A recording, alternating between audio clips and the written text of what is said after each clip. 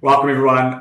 We're going to get started in a few minutes. We're right at 10 a.m. Eastern. Thank you for being here on time. Thank you for those who've been with us the last few minutes.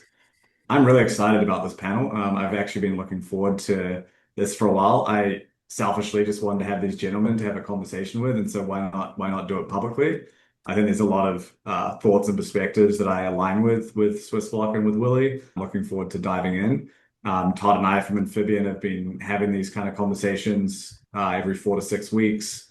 In our version of conversations like this, I also have a newsletter of my own that I share kind of 1 to 4 times a month, depending on the month, around my perspectives. We definitely don't think that we are gurus in Amphibian Capital, but we do like to bring together perspectives of people we consider much smarter than ourselves, and we kind of put that all into one place. And usually, I think it ends up being very valuable to people following us and our investors and readers and things like that. So cool. Well, let's dive in. Willy, why don't you introduce the team on your side, and then Todd can introduce our side, and then we can So dive I in. think we can just go one by one.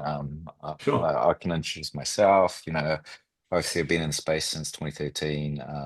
Did some of the early work with on-chain analysis, and actually that's how I got to know Yann, because they spun off a company called Glassnode, which is now kind of a data powerhouse on on-chain analysis. These days, I work with a number of things. Some of the stuff we do here, which is macro intelligence. Also, some bread and butter is a fund of funds, yield, mainly proprietary out in the Hong Kong circles, and also we also do one with an institutional grade one with working with a Swiss private bank out in Switzerland for their bank clients. So yeah, that's me. Handing over to Jan. I'm Yann. Actually, I've known Willy for about 8 to 9 years now. I think right around the time that you started as well. I've been going probably very deep with research with Willy for the better part of those years. Like you guys also am mostly preoccupied with running an actual prop fund that is mostly systematic, and we basically trade crypto, but also have deviated over the last couple of years into TradFi. Trade more of a larger, let's say, macro book as well. Henrik, I think you have my name on your link, by the way. I don't know if We have two Jans. There's only one Yann, exactly. That's only one Yann. Will the real Yann Allemann please stand up? Exactly. What a compliment. Yeah. Wow. That's a compliment. Okay, yes, I'm Henrik Zeberg. I'm a macro economist at Swissblock. I actually don't have a background from the financial world. I actually came in from the consulting world and started to just wonder how it can be that it can be so difficult to understand the business cycles, and then started to develop my own some 17 years ago. And I would say it took me quite a while to get it right, but we got something now that I think is in all humbleness, actually a big change to how you can look at the economy and understanding what is the sequencing of things. So that's what I'll be talking most about today, I think. Wonderful. Todd, you want to take it? Sure, yes. Todd Bendell here. I am the co-founder at Amphibian Capital. I got into the digital asset space in 2014 while I was a wealth management advisor at Merrill Lynch. And we were actually mining Bitcoins off of a single computer in a garage here in Phoenix, Arizona. So that was my start there. I run an SEC registered investment advisor and yeah, manage the day-to-day with Amphibian, passing it to James. Awesome. Welcome, everyone. James Hodges, managing partner in Amphibian Capital. Yeah, studied finance at UC Berkeley in California, ran a conference called Net Finance, which was focused on online and mobile banking in the early days. So I learned about Bitcoin in 2013, moved into a fintech startup called MX.com. We help with consumer finance. We scaled from 2 to 28 million users in 3.5 years, doing a lot of crypto stuff in the background. And then in 2021, a lot of friends and family were asking what I was up to and thoughts on crypto. Started a Telegram group. It kind of started growing pretty quickly, and then ended up launching Amphibian Capital. Mostly for a lot of the reasons we're going to get into today is it's a lot of volatility and unpredictability in the world. I think Henrik's done a great job of kind of recognizing that we are in an everything bubble, but things need to kind of bleed up a little higher before we get into more challenging times. I was probably a little bit on the early side in some of my predictions, and so we launched Amphibian with mostly market neutral denominated fund of funds on the Bitcoin, ETH, and USD side, and here we are today. So we have about another 45, 50 minutes, maybe 55 minutes, depending on how time goes today. I think just as a quick reference and summary, we've had this idea within Amphibian Capital of the everything bubble for a long time. We think things are artificially propped up due to liquidity and other things like that. And there's larger systematic issues in the economy. We're going to dive into that today. There's a lot of kind of narrative and thesis around liquidity within digital assets and a potential 4-year cycle extension into 2026. So we'll be talking about that perspective today. And then we'll also talk about some more of these like more challenging things in macro and kind of how to steer the ship over the next, 1 to few years and talk about Bitcoin, but also talk about macro in general. Willy, Yann, Henrik, anything else you would like to share from your side before we dive in? Sounds good. Cool. It's good on my side. Yeah. Why don't we start on the digital assets side? I know you guys have so much data. We obviously saw the largest liquidation in crypto history on 10/10. I guess what I'm curious about is just in the immediate term, how do you guys perceive the current market? There's a lot of rumors that, there's market makers that have been in trouble and there's been continued sell-offs that has happened post an event like that, or there's been, they say bodies floating to the surface after events like this. And so this is still some of the aftermath. How are you guys looking at the current market conditions? Are you just seeing this as some of the further sell-off from 10/10? Do you see this as we're actually in a bear and maybe we're going to have, some sort of recovery run here, but then we're going into a larger bear? I'm kind of just curious on kind of the next short term here of the next 90 to 180 days. What are you looking at in terms of the market? What's the on-chain indicators looking at for you guys, and how do you kind of see the next 3 to 6 months playing out? Shall I go? Okay. All right. Fine. Yeah, 10/10 was pretty big. I mean, it was a pretty big liquidation. And we think that big cause of the event was that it did happen on a Friday, and with the China tariff, unexpected, not priced in the market. The 24/7 crypto markets was the risk-off event, and so a lot of the shorting from TradeFi may have landed into crypto and beat it down heavily. Typically it takes around a month for the market to sort of heal itself. And what we've seen with this immediate sell down, I don't know if I've heard this thesis, it might be correct. Certainly, it seems to be originating from within the exchange. We are not picking, well, I'm not picking it up necessarily that strong. The initial amount somewhat within our liquidity models, but like if you also look at what was happening with this price move, it was very much tightly correlated to traditional equities.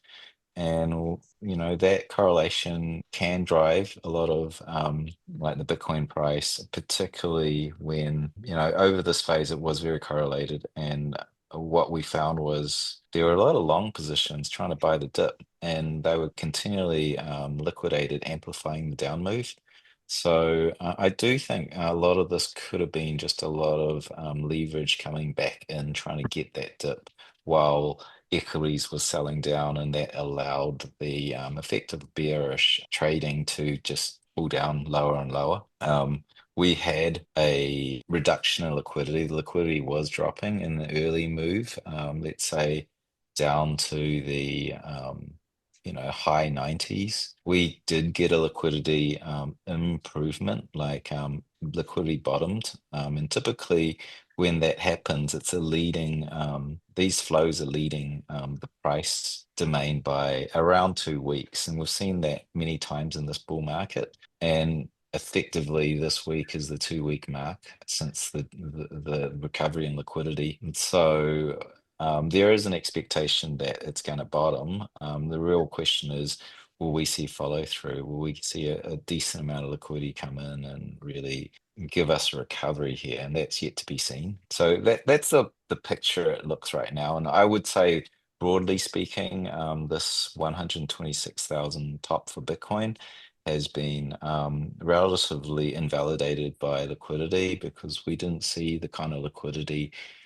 flow in to support it. That meant that 126K region was really a lot of liquidations driving it up. And so this pullback was kind of an expression of a bearish divergence in liquidity. So in terms of the overall picture, it's not looking that strong. It's pretty fragile when you get a lower high in liquidity, yet the price peaked higher. and there's many follow-on details around the structure. So it's looking pretty fragile, but we're not confirming a top right now. Like it's not fully, the picture of it being the bear market's in is not confirmed. Yeah, Henrik, Yann, I'd love your guys' thoughts. Yann, I'll let you go. I think it's more in your field. Which Yann? I guess I'll go. Yeah. Oh, I'm still Yann Allemann. Yeah. Yann 2.0. No, exactly. I agree with Willy. I think it remains to be seen how we get out of this. I mean, it was extremely violent, right? I mean, we're talking it was a 5 sigma event pretty much, right? In terms of the volatility spike that we got on the 10th. I'm hearing more and more of cases of funds that have blown up that are basically unwinding, giving back LP capital, right? With whatever remains, right, cents on the dollar.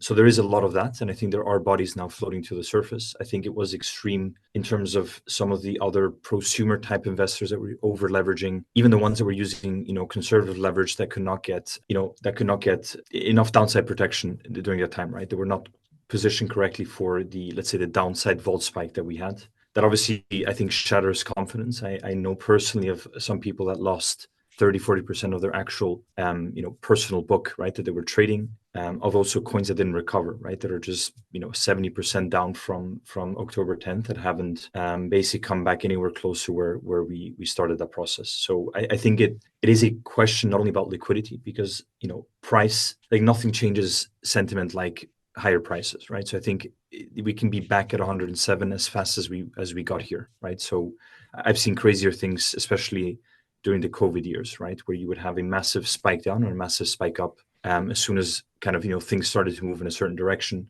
Sentiment is overly negative. I think if I look at the on-chain metrics that we look at, things are still relatively intact. It's not like we're seeing a mid of last year or a end of 22 type of situation. There's a lot more robustness in terms of who's actually actively accumulating and actually absorbing the distribution that we've seen. But I think maybe to start the conversation, catastrophes never happen with one event, right? There's always a buildup of things that happen that start coinciding, kind of rolling together like a snowball, kind of, building into an avalanche coming down the mountain that culminates in a catastrophic event. And I think this is no different. If you look back at the things that you could pick up beforehand, you already saw that let's say, mid-September all the way to the October 10th event, most of that was volatility, right? There's very, very little evidence on our side that we actually had real momentum, especially also leading up into that basically 124K high that we had right before. There was the initial components of momentum towards 120, but it was very quickly reverted and sold into as we obviously started to collapse. So I think we're generally in a very complex environment. I know of very few people that have actually performed well that weren't systematic this year. Also because I would argue that most of what we've seen has been volatility, not really trend. So yeah, I think it's a combination of both. It's starting to look a lot better. I think Henrik has a lot of good evidence to indicate that we have a bottom. More than happy to go through Hawkeye as well. That kind of, we can look at more qualitative information that points to an actual bottom as well, right? If you look at kind of cross momentum of the top 350 assets, that's indicating that we had capitulation on October 10th in alts, but we also had a subsequent capitulation last week as well. I think in terms of profit taking, there's a lot of evidence to be had that many people sold with unrealized losses that they basically made real, right? So they're basically selling at a loss in terms of tokens that they bought, in a short period beforehand, right? So maybe 2-3 weeks before the actual event. So I think you had a lot of excessive liquidity that all of a sudden just flipped into supply, right? That it was on the demand side that very quickly shifted to supply, and it created a local crevice. But at the same time, I think in the same way that Henrik keeps talking about this is a prelude to what is to come once you get a liquidity event, right? Like if we ever get a balance sheet recession where it's not only a lack of liquidity, but where people really, or companies, have a hard time raising capital because their assets are actually dropping in value, you don't want to be anywhere near Bitcoin. And I think October 10th all the way to now is kind of proof in that point again, that we're nowhere near a type of asset that is able to absorb these excessive kind of liquidity shocks. As a last point, I think what we have seen over the last 6-7 weeks is unfortunately a culmination of idiosyncratic problems. So exchange-led, Binance-led issues that resulted in October 10th in the way that it did. And then unfortunately that led also, or that converged into a general risk-off environment towards the end of October. When you look at kind of broader macro indicators, right? So we've kind of had the double whammy, as we call it, within a very short period of time. And I think that tends to skew sentiment into a direction that is maybe not realistic given where we actually are from a fundamental perspective and also liquidity. But if you look at the last 7 days, I'm seeing a lot of positives as well, right? There's a lot of reinvigoration of people looking at the risk reward of actually getting into position here, right? That we're likely not to get into position above 110,000 in Bitcoin and above 4,000 Ethereum. So there are a lot of positives as well. So what I'd love to dive into is some of these metrics. I'd love to look at Hawkeye and see kind of what you're looking at in terms of the present moment. And then I'd also love to then go into more of like Henrik's perspective around kind of macro bubble of everything, all these kind of pieces. And obviously no one can get timing perfectly right, but kind of assessing both of these pieces, like this consolidation rebuilding phase that feels like we're in now. And then, you guys aren't willing to call the top right now. Unclear if are we going to be able to build enough momentum to go into a new all-time high into 2026. Someone made a comment that, now that Wall Street's in the game, how we're assessing things differently. Is the 4-year cycle dead? So I'd love to kind of look at those things a little bit and then kind of go into more of the macro piece and try and assess how do we assess timing, where we are now. How could this potentially build out? What would that scenario look like? What would need to be in place for us to be able to get into new all-time highs? Is 2026 going to be like a fifth cycle year, or are we in this bubble of everything the top's already in? And you may want to consider rotating Bitcoin into some sort of yield product in USD or something else, or a global macro where you kind of wait out and maybe be able to buy Bitcoin at much lower prices than they are now. So that's kind of where I'd like to take the conversation over the next 40 minutes. And maybe we start with Hawkeye now and look at some of these kind of key metrics. Sure. Let me quickly screen share. I would actually suggest as well, James, to look at some of Willy's flow metrics. I think they are very relevant for that medium time horizon as well, right yeah. After. I don't know, Willy, if you're willing to do that. I do, yeah. So let me start with the kind of the context, right? So going back to 23, which I think is arguably, a very relevant, arbitrary time horizon, but I think a relevant one. And you basically see a couple of things. When it comes to the actual structural risk, right? So structural risk meaning when are people likely to sell at a loss, and when do strong bidders, like people that accumulate Bitcoin, become paper hands or diamond hands, right? Where they basically start selling in excess because they're afraid that we're going to get much lower prices. And what we have here is a thing that we call the risk off signal, which tracks the cost bases of different cohorts in the space, right? Cohorts that basically drive the majority or the disproportionate liquidity within Bitcoin. And whenever this thing triggers, it tells you that we are in an environment where sensitivity to price change is very high, right? So you're getting very close to the cost of accumulation that cohort has been using to accumulate Bitcoin, or you're potentially even below, and the cohort is basically losing faith that we're ever going to recover, at least in a short period of time, and they start selling. And you start seeing that rational behavior of one individual actor become a irrational behavior as everybody does the same thing. Think of it like during COVID, right?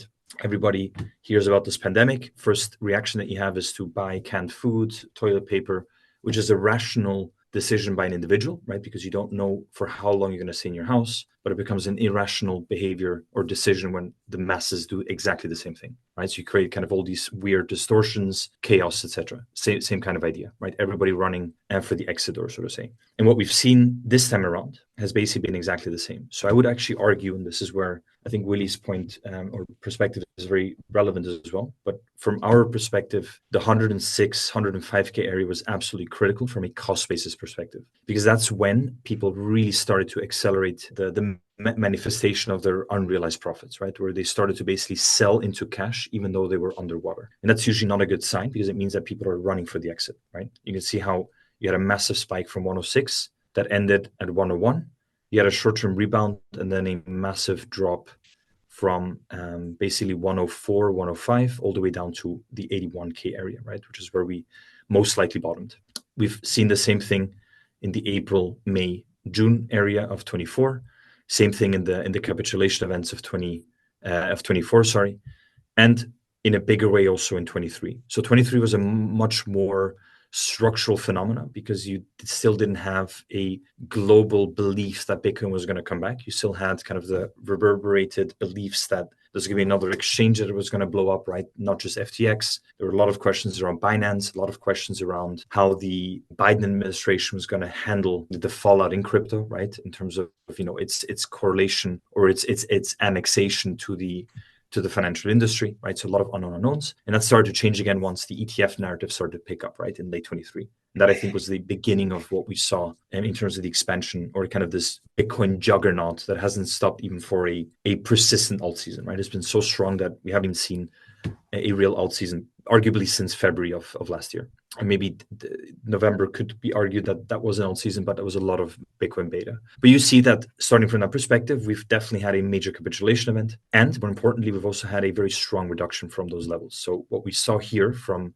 going from 100 down to the 60 area, we've never seen it go down this fast. So whatever happened in the 81K area, we've seen significant repositioning and accumulation. Yes, passive, right? So it wasn't like people were running back into the room to get access to Bitcoin because they thought that was imminent, but it is starting to accelerate in a way where people know that we don't have another 6 months like we had in 24 to accumulate and get into position. I think people are starting to see equities rally. So it's starting to create that snowball effect as well. To give a perspective on that in terms of the strength. So we as a fund care a lot about momentum, right? So everything that we look at can be categorized into 3 pillars. We look at trend, volatility, and flow. Flow is basically all of the money that comes in and out of the system, subdivided into 2 major components: velocity of money, so how fast existing capital gyrates in the system, right? So how many times capital and Bitcoin get exchanged, and also new capital coming in. We have the trend and risk, right? Which with the autocorrelation returns becomes momentum, which is what we mostly care about. We as a fund, and I think Hockey in general, is about identifying the types of momentum that are present in the system, then understanding lead lag based on the momentums that are persistent, right? Like how strong is Bitcoin versus Ethereum? Is Ethereum, strong just because Bitcoin is strong, or is there idiosyncratic strength? And that's basically what we're looking at here. So we roughly on a macro level categorize that into 5 different subcategories: Bitcoin, Ethereum, large, mid, and small caps. And we try to get a sense of how or where the momentum is actually most significant, right? So where are we seeing not just a increase in price, because that could be driven by volatility, but actually an increase in price that is then leading to higher price, which is then leading to autocorrelated returns in a direction. And what's interesting this time around that is different from other drops that we've seen is that we've actually sustained a very relatively strong everything but Bitcoin narrative, right? So Ethereum is a little bit more correlated to Bitcoin, but you had a lot of things like near for some prolonged period of time, Zcash, other kind of AI privacy types of narratives that were actually holding their water against Bitcoin, right? As Bitcoin was dropping off a cliff. And that's very interesting. And that also is something that you tend to see before big breakouts in an alt season, right? So you had this, if you look back here, you had kind of mid and small caps trigger. You had a reconsolidation to Ethereum Bitcoin, and then the real alt season started. Same thing last year, right? You had during this kind of bottoming phase that we had, this violent August, September phase, which a lot of people have now forgotten about, which was massively violent. Again, small caps, large caps outperform, reconsolidation to Bitcoin, and then the real alt season, right? So very structured alt season. Went from Bitcoin into Ethereum, large, mid, and small caps. This is exactly what you want to see. Same thing now, right? So what we are expecting, I think Henrik has talked about this at length as well on Twitter. We are expecting a reconsolidation to Bitcoin Ethereum as they really start to pick up or accelerate towards that 100K or equivalent 3,400, 500 on Ethereum. And then we expect a drastic rotation back into the other end, which could potentially then lead to a broader kind of based alt season, right? It still remains to be seen what that looks like, but that's very, very indicative and very good to see. In terms of the capitulation, just going back to that point, and I'll then open it up to Willy's flow point, because I think that's also very important for mid-level perspectives. We overlay what I showed at the beginning, so the risk-off signal, so the capitulation tendency of the system, right, to sell at a loss based on their cost of acquisition, and then overlaying that with the momentum that we measure. So we measure a momentum for each coin in the top 350. We aggregate those together and get a sense of how fast momentum is decelerating or accelerating into a positive or negative direction. And that generally gives you a very good indication of where the actual bottom is, right? So going back to last year, let's say in April 24, we had the first major capitulation event of this major bull cycle, I would argue, okay? Other than some sporadic moments in 23, you had that right there. So that was the actual, let's say, the real leverage bottom. That subsequently also led to a couple of other capitulations with lower cost basis, right? That you see here, and here, with the biggest one being in August. So that was the actual real bottom, right? You can also see that on the profit or the unrealized profit taking part of the equation. Same thing we saw earlier this year on March 11th, February, right? So for Bitcoin, you had quite a large spike there. You had the actual bottom here on April 6th. We actually did a tweet about this as well back then, where we called the bottom on April 7th because we saw the spike and a couple of other things that were aligning qualitatively. And we also had one here, obviously on October 10th, just because the sheer violence of the drop, but the actual bottom being right here. So you see that you had this most recent spike. That is a very natural spike, more consistent with what you see here and here. So we're increasing our confidence in being able to say that we actually very likely saw the bottom at 80, 81,000 on Bitcoin. Yeah, I don't know, Willy, maybe we can quickly deviate into the flow discussion because I think that's very relevant here as well. Yeah, it sounds great. I'd also love to hear your guys' perspective on Bitcoin dominance because it feels like that's been threatening to fall for some time and it hasn't yet. And I kind of hear what Henrik's saying with like Bitcoin and ETH and then rotating into alt. So that to me is always the question is like Bitcoin dominance looks like it's on the brink of collapsing and we haven't seen that yet. And so that to me is like where there is a glimmer of hope that we still have some sort of event here before if you go into a larger bear market, there's still something potentially here. So I'd love your guys' perspective on that. There's relative strength, like I showed before, right? With the, let's say, Bitcoin, Ethereum, large, mid, small caps, you're clearly seeing a detachment from Bitcoin. So relative strength in key place. The question is, when does that become a broader thing? I think that happens before, like after we have another maybe slight spike in Bitcoin dominance, and then you see the real move down potentially. Yeah. I'll just share a screen. Basically, I'll just talk through a lot of the stuff I was saying earlier. This is our it says liquidity model, but we're in the process of renaming liquidity flows because there's a confusion around liquidity. It means many different things to different people. We're here talking about measuring or estimating the flow of capital entering the network. We do that on chain, and it also uses exchange data to infer the flows that are happening, which you can't always pick up on chain. And the thing is, when we talk about the three pillars, flow is more leading, but it's not so exact. And when that expresses into the time domain, and that's where Yann's work with Swissblock, looking at very much the volatility structure and the within the price and the trend, gives us a much more exact timing signature of how that expresses through. But you can see here very immediately that we do see it is really the flows that are powering the market as capital comes in. Obviously, price runs up. And the thing to look for here is when we're consolidating, where do we get the bottom? We got a bottom here, and then we had an impulse of flows coming in, and it drove us up. We bottomed here again, and that was the ultimate end of that consolidation. And it takes around 2 weeks to go from a bottom of liquidity to express itself through the price domain. And so again, it happened here again in the last completion of the consolidation. And so the point is right now is we have had a bottom. We need to see these flows increase. And right now, if we were to zoom in, it's not convincing, but it's still early. We did get that bottom. So that's one thing. Then if we look at, so the great thing about the flow model is that it gives you a longer time frame rather than trend and momentum is very exact in the shorter time frames.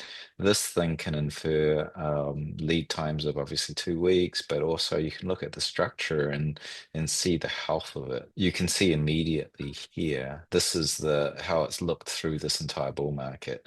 We had a decent impulse of flows coming in that drove us to this new all-time high. We have another decent flow into here to validate a new all-time high. And here it kind of fizzled, okay? And that is a bearish divergence. We had a higher high, it was running up on momentum, liquidations without the fundamentals supporting it. And so it was a very weak structure and it did end up playing out.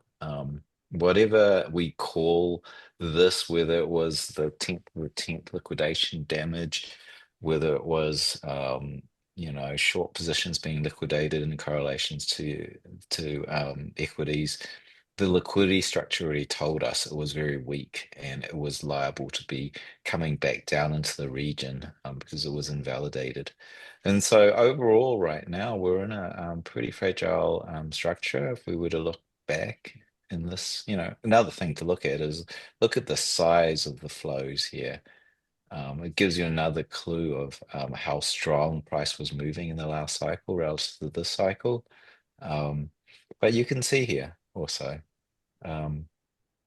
liquidity is made the see this high area was not strong enough, and we did end up pulling right back and purging this area which wasn't fundamentally supported.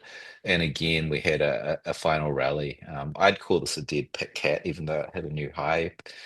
Fundamentally, this was paper liquidity driving the market up, and we got another bearish divergence leading into the bear market. And so we're not actually confirmed in a liquidity view, a flow view, because we want to see kind of this red zone being inside that, basically flows leaving the system and actually peaking higher.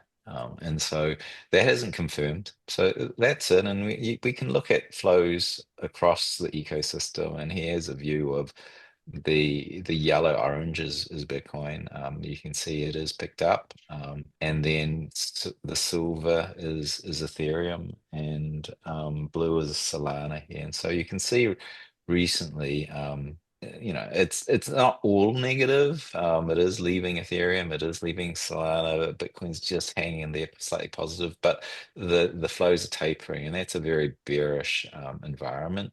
And the thing you want to be very wary of is this kind of, where are we? This zone here. You can see Bitcoin flows are actually reducing, whereas Ethereum flows are climbing. And so you could infer that Ethereum is taking capital out of Bitcoin, and Bitcoin is actually the foundational asset to support the whole bull market. And so typically we do see that at market cycle tops. It happened in 2017, it happened in 2021. You may say that investors are rotating into higher risk assets for the final run up.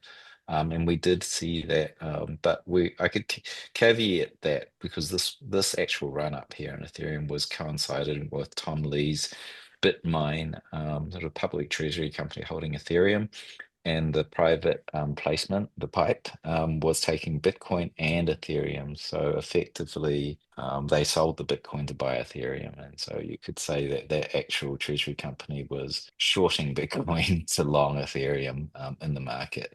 So that created this structure. So I'm not completely convinced that this was a natural event.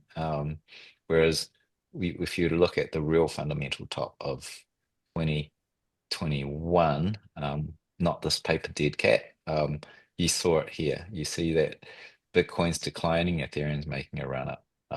And again, in 2017, this is the market pattern of where the investors are putting their capital. And you see it again, right? Bitcoin's dropping, and Ethereum's taking some of that capital. Generally, earlier on, you see both moving up in unison. You get the alt season, but Bitcoin's still pretty strong to support the longer term bull market. So this bit has me worried. We could see equities run higher, but generally Bitcoin tops out before equities, and that's because it's more sensitive to liquidity than equities. That's it. I mean, we could look at a few other things, like the risk model. Let's get this is another view of liquidity. It uses a different model. This takes pricing structure, volatility and pricing structure, to infer the flows that we can't see on chain onto what's happening in the exchanges. And then we're taking a read of that to infer risk when there's sufficient flows coming in relative to how how the market cap is inflating, that you see a low risk environment, plenty of capital coming in to reject any dip and buy it up. And then we tend to climb up late phase into the bull market as risk climbs. And we were, the last cycle we were January, right? That's when we hit the high risk zone, and it took us till roughly December before we topped out, and we're kind of in that zone right now. We actually peaked in January, and we've been in a high risk zone where we've been running out with momentum and fading liquidity for a year.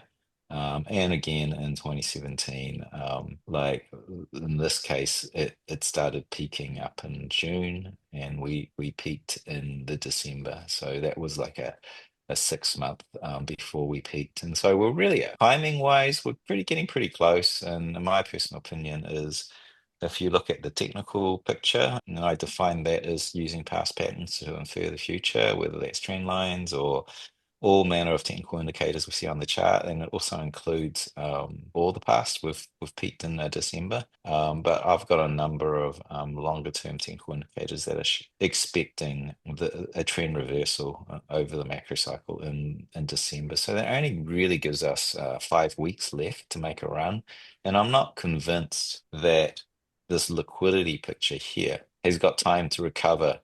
For this to recover, it's got to go higher, higher, higher, and be into this zone. And I don't think we've got that much time. So we all have different opinions within the Swissblock team here. And my opinion is a little bit more bearish than Henrik's and maybe Yann's as well. And I do think we may have topped already. We may get a kind of a dead cat sort of recovery, relief rally, and then we're into a bear market.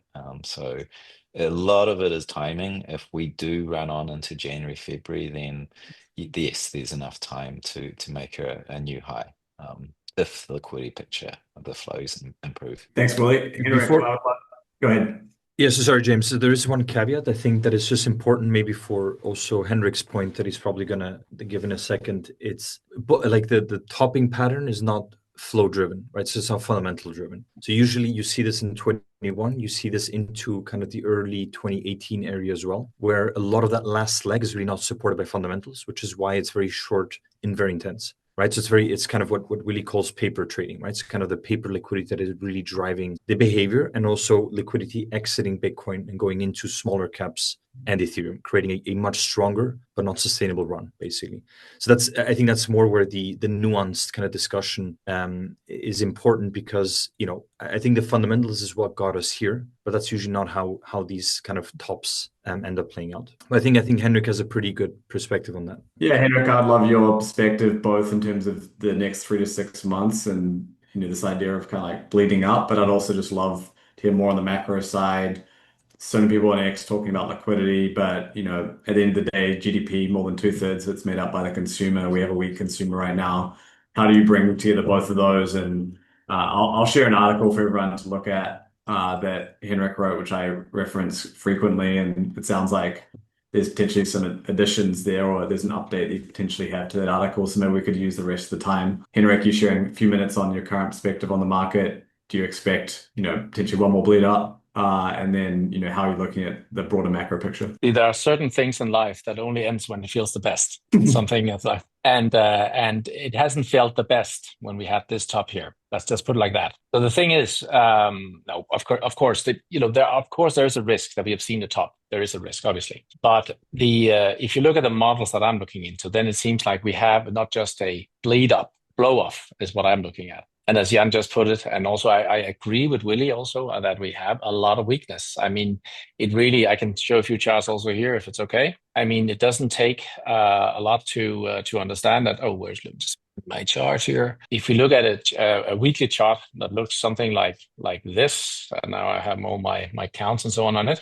But you look at it on a weekly, this is daily actually right now, hang on. And we do it to a weekly chart. This is called negative divergence. This is exactly what you do not want to see if you're a bull. And actually, it goes all the way back to March of 24, which in my way of looking at things sets us up for, and this is where I'm probably the most bearish one here, is the run up from where this move up in momentum started, which is all the way down here. That is what we're looking into when the top comes. So I'm 100% aware of the weakness in the liquidity. Not in liquidity, because Willy is a standard, is top of the art there when it comes to that. But the weakness in the structure. But I'm saying this is part of the general weakness that we have, and all this talk we have on X and everywhere else on that Bitcoin is the future. It's absolutely not. What we see here is that we have a weakness into a market that is soaring technically. weakness. And it can be quite a strong move that you see in this, what would be my fifth wave here in what is called an expanding diagonal. And if that's the case, well, it's not driven, as Yann said, on fundamental. It will be driven on FOMO. People will start to think, and when we cross 100 again, just think about it. Everybody will think, oh, last time it went to what was it, 70 something, and it came up and it touched 125. Now it's touched 80, so now we'll have to go to 250. And I think exactly that's the level we actually could go to. There will also be talks about 250 and 500 and what else have we. But I think it's going to be rather short. And why do I do that? Because I do a calibration across the markets, and across the market, it looks like if you look to equities right now, they are actually putting in quite a rally. And you're seeing here, for instance, this is the S&P futures. We see, we came up like a rocket here, and we were just here on Friday, on Thursday, we were down at 6 on the fear and greed. So sentiment can change really quick, and now people are starting to look at this and say, okay, so with the stock market, we can get back into that. And you can start laughing about what we saw last week. I think we're going to see something like that on steroids when it comes to crypto, because first of all, the economy is not really rolling over yet. Let's just let me get to that in a little while here. But the economy is not really rolling over yet. We're not seeing the plunges of the yields and so on and so forth. But we are in a quite a good environment for crypto here, because we have liquidity coming into the system. We have this GJA that people say, oh, this is nothing because it hasn't shown anything. Actually, it's going to come into the next few months here, as it looks like it's starting to bleed slowly into the system. I said already a long time ago, the Fed is going to cut in December. They are going to cut in December because the non-farm payrolls are horrible. And I can show you the numbers also. You don't need to be an economist to see that things are rolling over here. And the Fed is getting that. And the inflation, there's no inflation. Inflation is just a talk of the town. But they will cut. And they will even potentially have very dovish outlooks on the presser. So I think what we're going to see is that all of that will come together, and people, like they do always psychologically. I've actually had it on my charts for a few years. At the top, it said, the Fed has got our back. And that is always the feeling, the sentiment we need to get into. That majority of the market will see the market rally and get convinced, and that we then get a market top where everybody thinks that, well, nothing can go wrong because the Fed has got our back. Problem is, liquidity cannot save the day. And that is what the kind of discussion I try to engage in also on X, because it's simply so visible that it cannot. Because it's really about, as you were saying there, James, it's about the real consumer. We can take a look at that. So let me nail that. I think you're going to see a quite extraordinary move higher in Bitcoin. It's going to be something like what you see here with equities. They're going to lead. We also saw it with the small caps. We can actually see that there is now a quite clear rotation. We saw how NASDAQ was down yesterday, and we saw the small caps were up. So they have been overperforming here for some days now. And I think that is exactly what you need to see into the final phase, where this is no longer based on fundamentals. That goes this craziness, that goes greed, that goes human nature into it, animal nature, animal spirit. So I think we are on that final leg now. And if I do my Elliott wave setups here and look at the NASDAQ and the small caps here, this looks again like another expanding diagonal. This is normally what you see, and you can see expanding diagonals, or you can see wedges into tops. But when they are accompanied by negative divergence, as we also see if you look at the S&P here, this is the weekly. This is the weekly. We'll see also that we also have a divergence here on the weekly, on a very, very long time frame here, going all the way back to, I don't even know when. Well, that is not what we want to see into such a top. It can be a very, very powerful move like what we see into the final phase there. And that is actually what we start to see in equities. I think we have the perfect soup here for a massive blow off top. And it's not driven by fundamentals. And maybe it's driven by, again, the crowd, probably retail coming in and thinking now is all is great. If you look to the macro picture of the dominance, exactly as you said also, well, you can actually have a quite strong phase developing here on the Bitcoin dominance. First of all, when you have negative divergence going into such a top like this, it doesn't resolve over a few weeks. That's why this move is not done. And the only way you really can have this, and people say, yeah, they can move into Tether and so on. Yeah, but that's not really how it develops. So when it starts to move, it's because things are moving into Ethereum. And then you can look at Ethereum and can look at, how that looks and so on. But really, as something that can develop in a 50-day kind of move. This was around 50 days out back in 21. And you had a massive rally in altcoins. And you also had actually Bitcoin was part of it from this point on. And for the first month, it was part of it. Then there was a correction and Bitcoin only bounced back after and then also Ethereum took over. I say we are at exactly that point. Makes perfect sense with the setup I have on the stock market with everything there. And it makes perfect sense with where we are in the business cycle, because the business cycle is rolling over. And this is where I want to get into that, because by the end of the day, they can print whatever they want. They will never be able to sustain when the business cycle rolls over and Mrs. Johnson in the US stops spending because she lost her job, because you can see inflation is moving up and yields are moving up and so on. That's why you need to talk about the business cycle first before you talk markets. And that's, at least that's my take. So that there are probably a lot of people that disagree with that. But in the business cycle here, you can see we had a crossover in November of 24. In 2006, it was in November here as well. That is not the onset of the recession, but people think, and also when they look at the conference board, it's not the onset of things.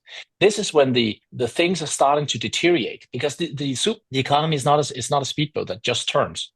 The things needs to start to become, get worse and worse. And there needs to be this toxic environment where inflation is uncomfortably high and people are starting to not spend as much. We saw, yesterday also retail sales not looking as great. But this is the period where people are getting in doubt and say, maybe things are not so bad anyway.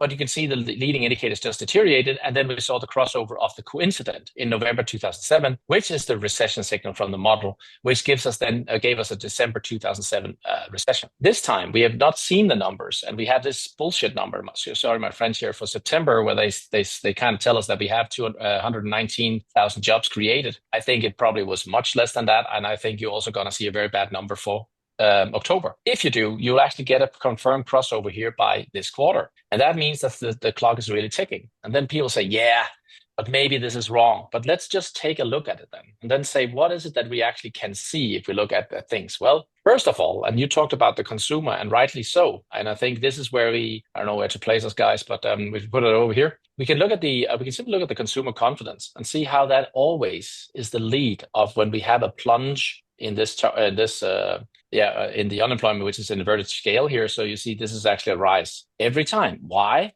Because as you also rightly said, James, that 70% of GDP comes from the consumer. And it's so great and fine that the first-class passengers on Titanic think that there's nothing happened, that we hit the iceberg and everything is fine, and now we can have another drink and the music is still playing. While the third-class passengers are swimming, and are not just getting their feet wet, but are actually, drowning. That is the situation we have right now. 62% of the U.S. population right now lives paycheck to paycheck. You have 16% that find it very hard, the highest number we have seen in many, many years, even going into the financial crisis, that cannot put enough food, have severe difficulties in putting enough food on the table.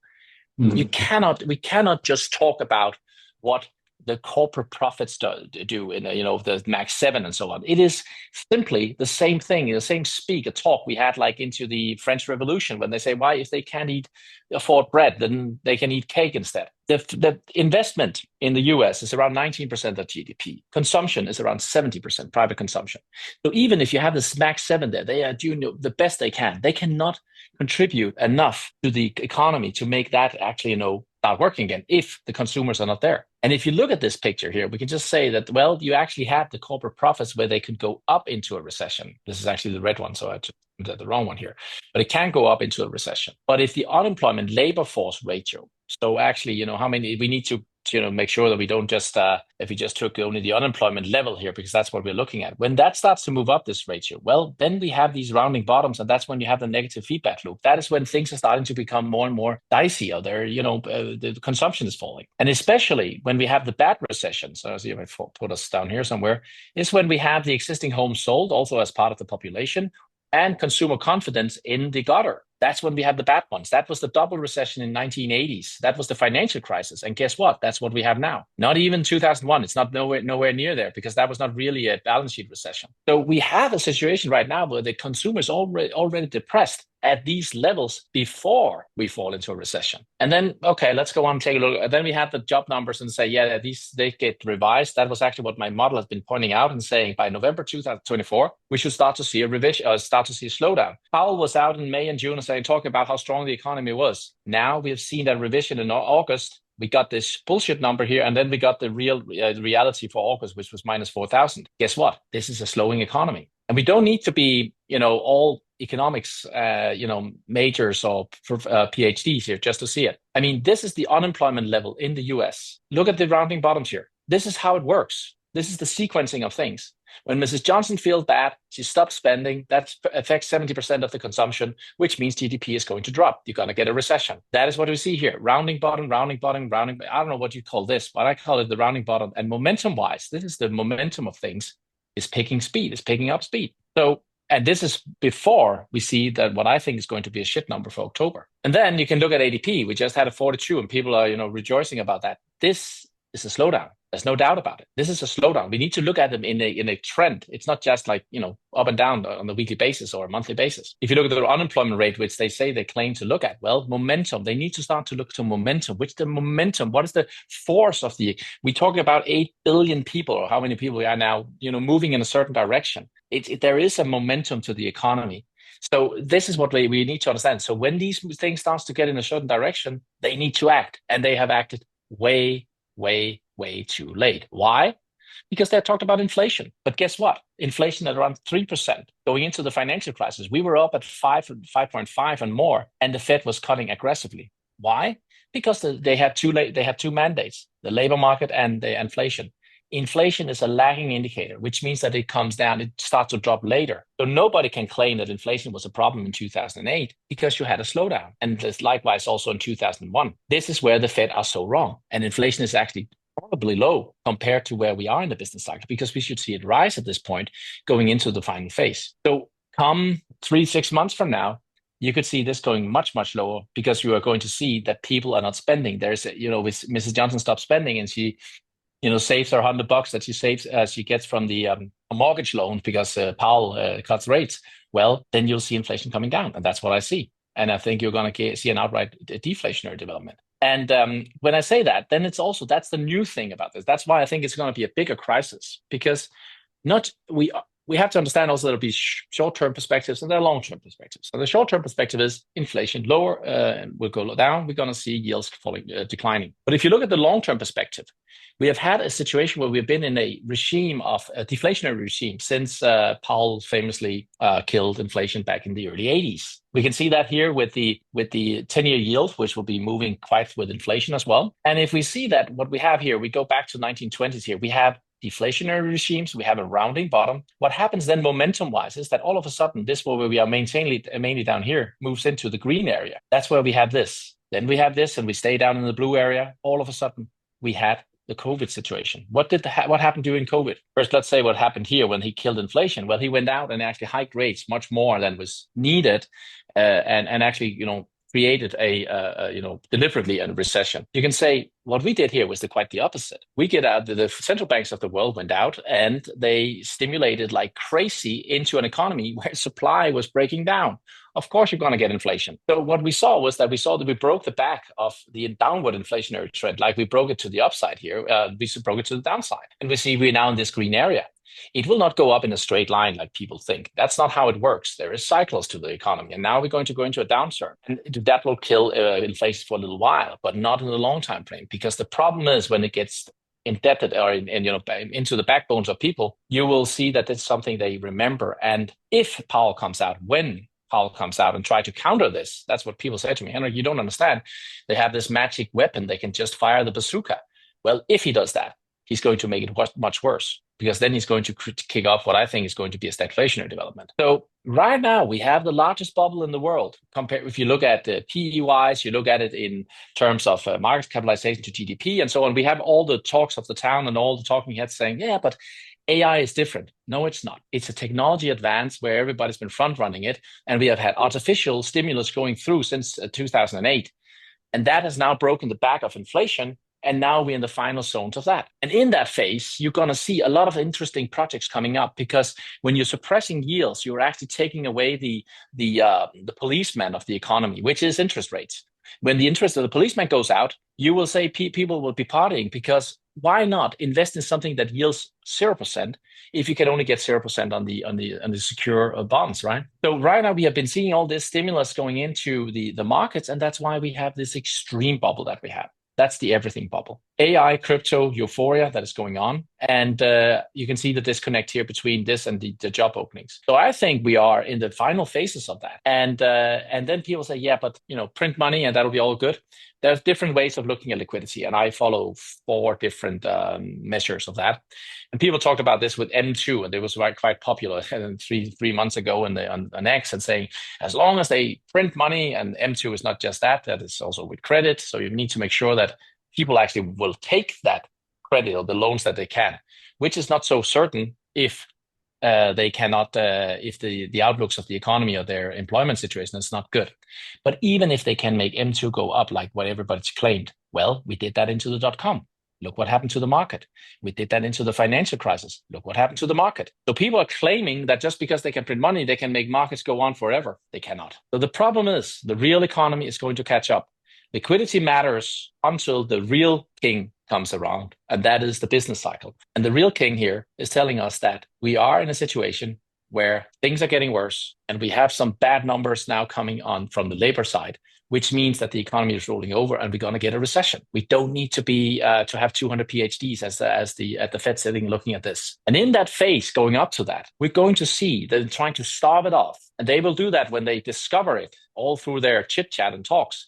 And they will actually try to unleash the final move here, which will not be based on fundamentals, will be based on pure FOMO, which we see into the final phase. And this is where we can see that the markets can go quite extreme. And if we look at the S&P, I've had a target now saying, well, if people can't see by the way, the moment I started to, people say that I talked about the blow off top for such a long time. That's correct, because it started here. This is the blow off top, straight up. This is not a normal development in the market.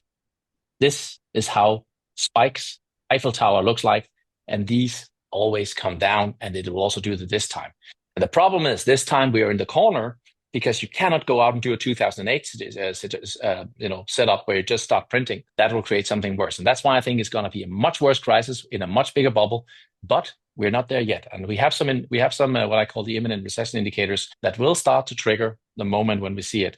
And there will be levels that needs to be reached in the market. And one of those is Bitcoin reaching around 143,000-ish. And we see a fantastic blow-up phase in equities and in, even more so, but also in altcoins as well. I don't know if that helped. That was enough, but it was kind of a story. That's great. I love the story. So I guess the biggest question, where is the invalidation point for this? So in 2020, you mentioned, things have a good, feel good when they finish. Well, 2021 in Bitcoin, they didn't feel that great, right? Like we kind of hit the peak, and then everyone thought we were going to go higher, and we just didn't. And so, Willy's saying things are fragile, showing areas with this bearish divergence. Where is the kind of invalidation point? Where we've already hit the top, and now we're going into declining. How do you kind of like assess that this is the outcome that we're going to go into, that we aren't there yet, and then where do you get to the point where you're like, actually the top has already come in for Bitcoin? Yeah, but that's where things need to be work in a what do we call kind of an alignment. Yeah. So how likely is it that we're going to see Bitcoin is going to have made its top? And still going to see that the Bitcoin dominance is going to decline while small caps are moving up like this. I just don't see it. Again, we are all economic detectives here, and I know the feeling and I know the understanding of the thought, but I just can say that, well, it's probably most likely that we see a combined top with equities, with the S&P, NASDAQ, and so on, especially because NASDAQ and Bitcoin has been following along for such a long time. And especially also when we look at it, it's never about a line to me. It's about the combined picture. And if you look at the combined picture and you also look at the technical setup here, well, then the decline we have seen in Bitcoin from the top, it started in August already. That's another thing. That is not a first move in a big decline. So I think I will stand by it and maybe die on my view here. I think we're going to see a very, very strong rally, and people say it can't happen. Well, you have seen it before. We have seen these massive rallies going into tops. Actually, normally when we have a top, we see massive rallies in Bitcoin. So we saw here back in 2021, you saw in 4 weeks, 101% move. You saw 120% move here and the 71% move here. And even back in 2017, we saw a 115% move in 3 weeks. All this happened in 3 to 4 weeks. And so we have these massive moves. Why would I expect that the final move in Bitcoin this time around has been this kind of sideways move? I don't think it is. I think this is the fourth wave in an expanding diagonal, and we're going to see this, the move that nobody sees, but will bring everybody onto the bullish side. And then that was the moment when it felt really good. I hope you're right. Questions? Amazing. Yeah. I would love any final thoughts here. We're a little over time, but this has been very, very wonderful. I'd love to hear any thoughts, final reflections. Todd, you got anything? Willy, any final words from you? Yeah, I'm thinking where we're seeing up within Bitcoin. Do we get a higher high? Do we reject? The question really is for an investor is, given the uncertainty, where do you exit? Do you exit before the top? How much more is left to run? I think those are the key considerations. Is if we were to go back a few months and go, can we get to 140? It's at 120 now. Is it worth the extra 20,000 given the uncertainty ahead? And so I think those are some of the some risk return questions. Once it's all good to say, will we get these price levels? But as investors, I think it's important to consider the uncertainty and the risks and make decisions around that. Completely agree. I agree with Willy. I think it's a risk reward question. So it's not it's not about 1 or 0. It's about understanding where the probabilities are tilting, and I think that's what we're trying to do. Through the content that we put out. If it's through the vectors, Henrik with his monthly newsletter as well. There's no 1 or 0, right? And I think that's what a lot of times I think is a little bit missed on Twitter and these social media platforms. That things change. It's stochastic, right? Very complex systems, a lot of things moving, a sporadic US president that also does not help on the volatility side. So I think to Willy's point, what are you risking by chasing? And if you do chase, with what proportion of your portfolio? So it is a relative question at the end. I think I just wanted to reiterate Willy's point because I do think it's so important to think about it in that perspective. Agreed. Well, thanks everyone. We'll send a follow-up email to all this, and selfishly, hopefully we can do this again in 3 to 6 months and see how things go. Sounds good. Well, thanks for having Thank you. us, James and Todd. It's been very enjoyable. Thank you. Thanks, guys. Thanks everyone. Pleasure. Bye.